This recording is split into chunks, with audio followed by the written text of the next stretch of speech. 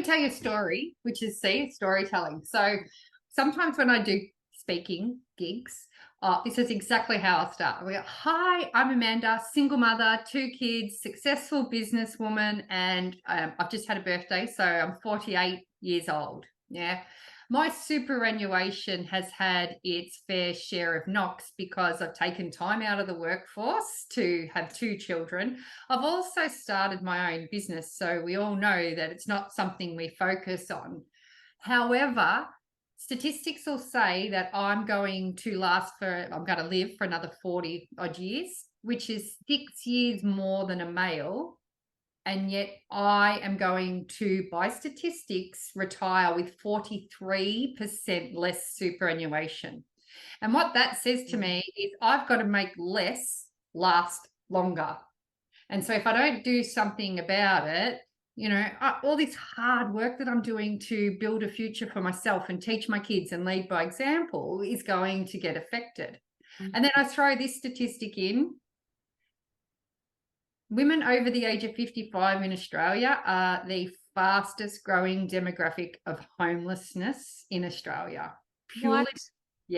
Yep. So I'm 48 years old. If I didn't have my bleep word, like I'm going to follow my bleep word together, that's not far away from me, and so, I can't stress enough that something I may have said in my little story there could have resonated with someone, but I guarantee my story is not exactly the same as the next person. And so you really need to figure your own bleep out and often get someone to help you do it.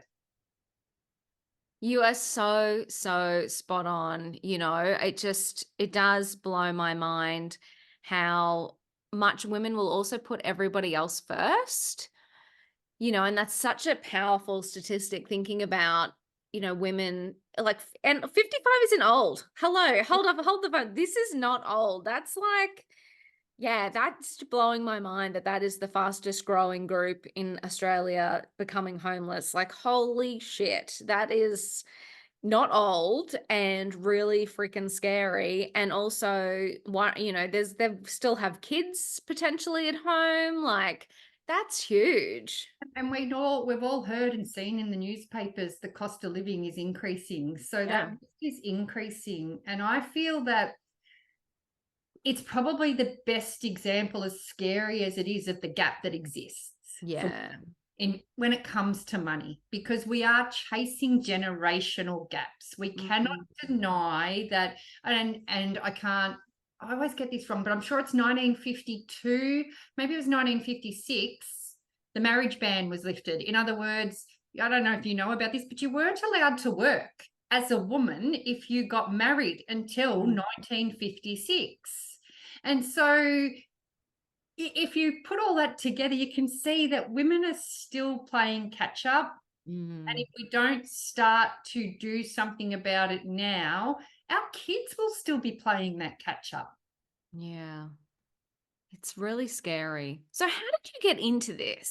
So was there a career beforehand? Like, how did you go, I am solving this problem? This is so important to me. I was both lucky and unlucky enough to spend 10 of my first years in financial planning at 2 of the major banks.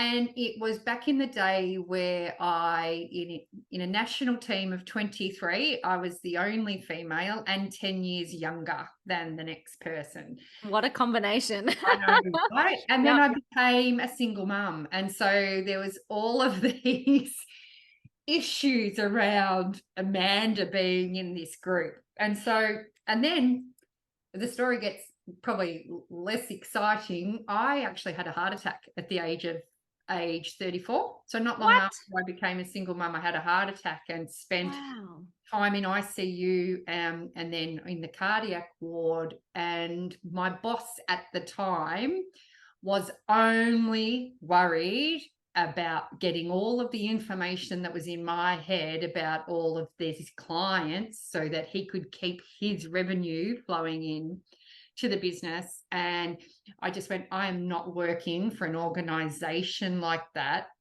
doesn't value what I value in life. And plus, what they decided to do is once I got better, say, well, you don't have capacity to work where you work anymore. Took all my clients off me, and I was just like, no, you can go bleep word the hell away from me. Yes, good. I'm glad. Yes.